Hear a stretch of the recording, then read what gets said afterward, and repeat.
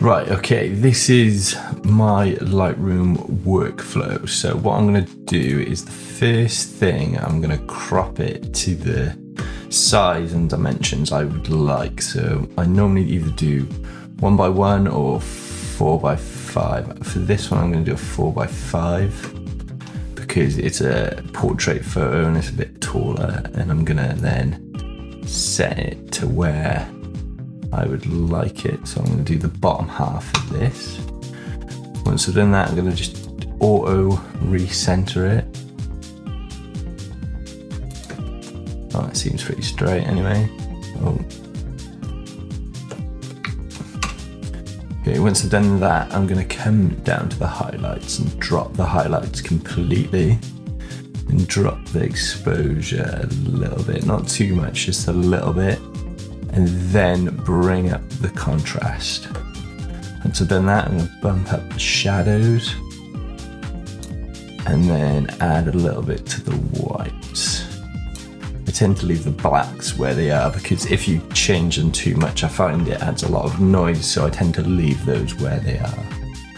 Right, then I go down into the curves, and what you want to do is just add a slight little S-curve in each of the parameters. So in each RBG curve, just add a little S curve.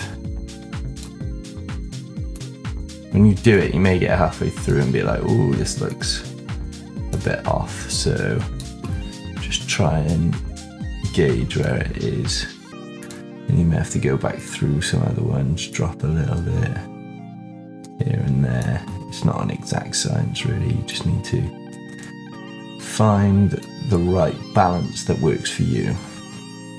Right. I think it's a bit too much in the green. And just drop green a little bit. There we go, that looks good to me. Right. Maybe at this point you want to go back up and boost the shadows a little bit, because this is a lot in the shadows. So it is looking a bit dark at the moment. Right, and then with the temperature, I tend to leave it as it is as long as you shot it, okay? Same with the tint, same with the vibrance or saturation. I don't really touch any of that. And then I go down into the color mixer, and with a green hue, I tend to push that up towards a less like natural green, I would say. It's more of a minty green. Then and then I add the brightness up just a tad as well. And with the yellow, what I do is I drop it completely down into the orange and then bring the lightness up as well. So, yeah. And then with the orange, what I do is I drop it darker and add it a little bit into the red. And then with the blues, what I do is I just leave all of it apart from the luminance and then drop the luminance down. Then once you've done that, I go into texture, add quite a bit of texture because I want to feel like you're in the trees. And then the clarity right up to about 40. The days up just a tad. And then what I tend to do is add a little vignette. Not too much, just a little bit, -40. You can do it the other way if that works, whichever you fancy. But I tend to do it, oh no, let's leave it at +11. So, and then with the grain, I don't really touch the grain. Normally you can do if you want to add like a sort of filmy effect, like so if you go in, but I just tend to leave that how it is. Okay, then once you've done that, sometimes if there's a person in it, I'll add like little masks, or other than that, I normally just, what I do is I'll create a preset with this. So you go back and create a preset.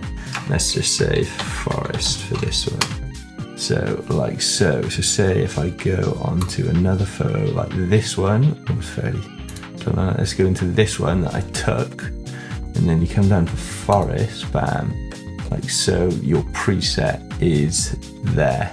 already.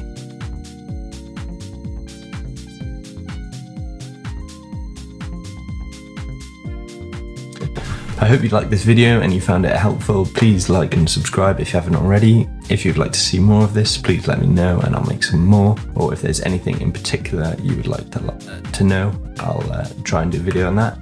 But yeah, until the next one, peace.